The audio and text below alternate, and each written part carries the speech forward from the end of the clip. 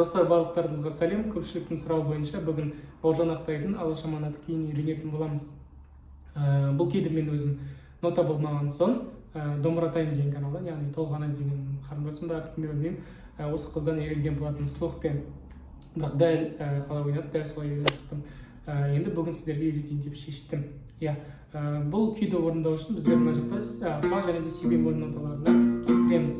Бұл домбыраның құлағын дұрыстауды мен мына видеодан, мына жерде шығып тұрады, мына видеодан үйреткен болатынмын. Осы видеоға қарап, құлағын дұрыстап алсаңдар болады. Яғни теріс бұрау деп аталады бұл видео. Және бүгін біздер бірінші бөлім, бірінші сабақ, яғни біздер мына бөлімді үйренетін боламыз.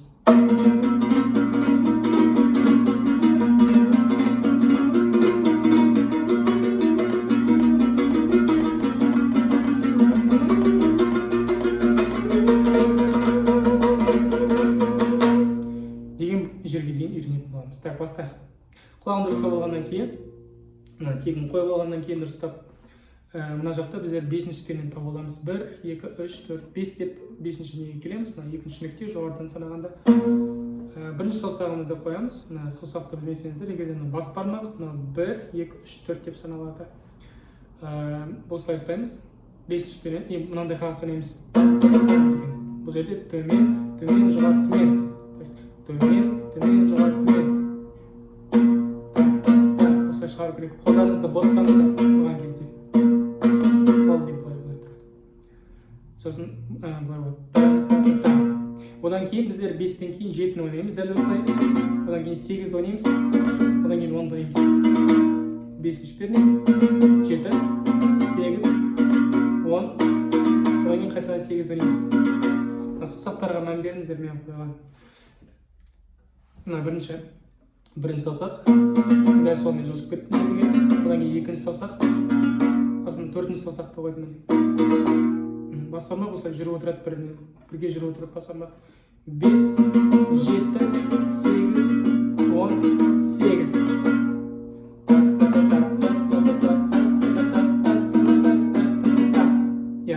Одан кейін біздер былай ойнаймыз. 7, 8, 10 деп. Төмен, жоғары, жоғары.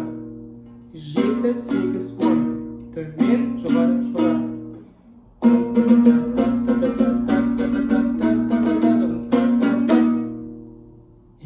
Бұл түсінікті болса, келесіде біздер тағы да солай түсеміз. Тек мына жаққа 12-ге кетіп қаламыз.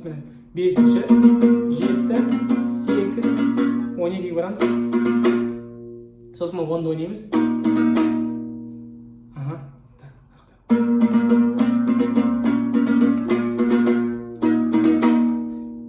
Одан кейін біздер 8, 10, 12 де ойнаймыз. 8, 10, 12.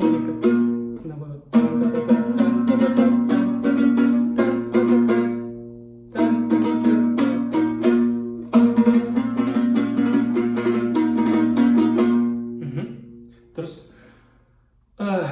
Енді екеуін қосайық. Біріншісі.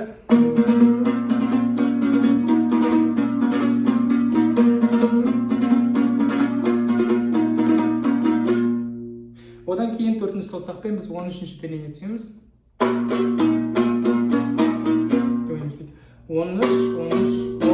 13-ші перне. Төмен, жоғары, жоғары. Одан кейін 12-ден төмен, жоғары, потом 8 барамыз.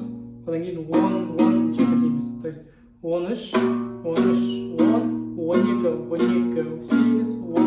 10, 7.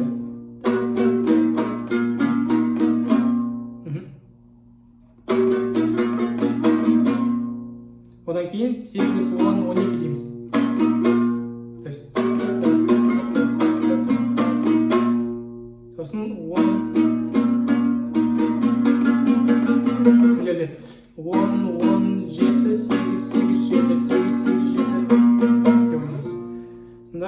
Енді басынан бастап қосайық.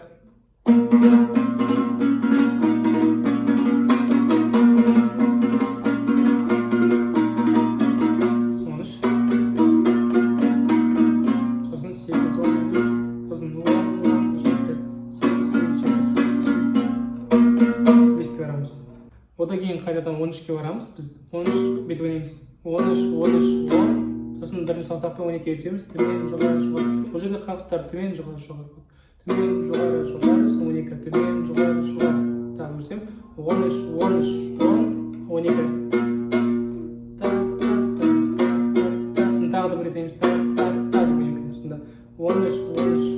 12.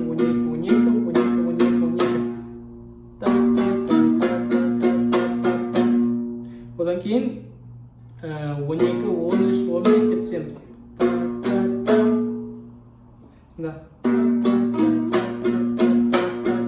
13, 15 и 17-ге дейін 4-ші саусақпен түсеміз де былай ойнаймыз. Бұнда жаңағы бірінші қағаз, который 2 рет ойнаймыз, сосын 2 рет төмен.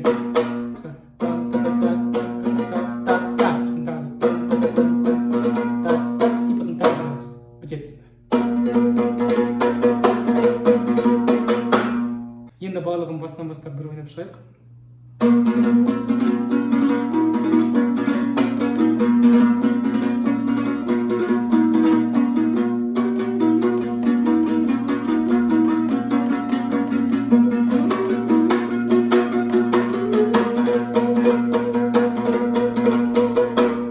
Мінекей достар, бүгінге осы. Енді келесі сабақта қалған жартысын, яғни үйреніп аяқтайтын боламыз осы күйді. Барлықтарыңызға сәттілік және де сабағына лайк басып комментарий қалдыруды ұмытпаңыздар. Сау болыңыздар.